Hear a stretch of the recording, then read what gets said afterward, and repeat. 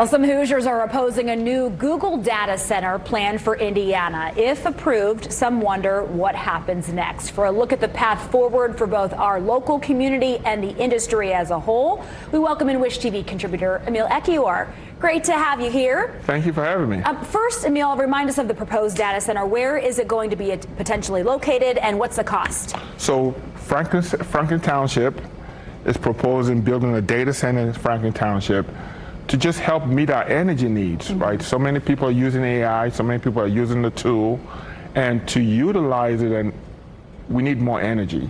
So the data centers help house all the information and all the little things we see happening with our digital world, but it takes a lot of energy for it to be utilized.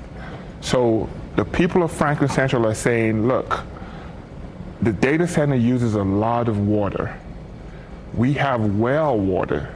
We don't want that depleted. The data centers use a lot of electricity. We don't want our electricity bills going up. The data centers make noise sometimes because of the generators. We don't want that noise in our neighborhoods. So the people of Franklin Township are saying, we don't want all of this here. But as a state, we're saying to be competitive, for our people to have the energy they need so they can use the tools, the AI tools they want to use, we need to build data centers.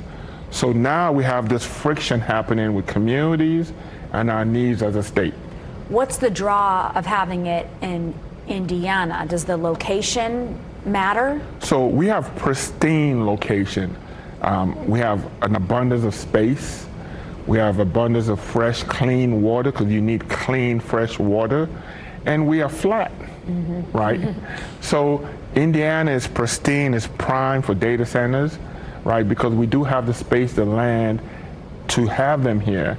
And it makes us more competitive as a state if we build data centers. If we invest in data centers today and do it in a responsible and right way, it puts us right above other states in the Midwest, right?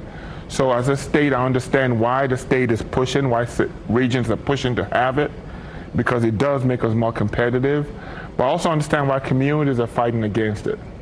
Now, with such public display of opposition, where do we go from here? So I think this is actually a really good thing, because this is the way things are supposed to play out, right? Communities have a voice. When you have a community that's together, you can come together, community, express your feelings to the government, to the state, to say, look, we don't want this. And the state is obligated to listen to the people. So that's the way things are supposed to work out, right? Where your community comes together and voices their opinion to say, look, we don't want this here. And the state can say, okay, even though you don't want it, we're still going to put it there, right? Because then everybody gets voted out. So it's really the right way. I love seeing the way this has happened, where it's been done in a true democratic fashion, where you come to a public hearing, you're allowed to voice your opinion, people listen to what's been said, and now the city council has stepped in and said, look, we're not going to approve this. What's the timetable? When is the next meeting, and when they hope to have a data center approved or not? The people of Franklin Township are like, we don't want this, right? The state has to help convince them of how this is not going to cause the depletion of your water, how this is not going to raise your electricity bill, how the noise is not going to be bad for you and your community. Plus, the data centers can also bring in additional revenue to certain communities.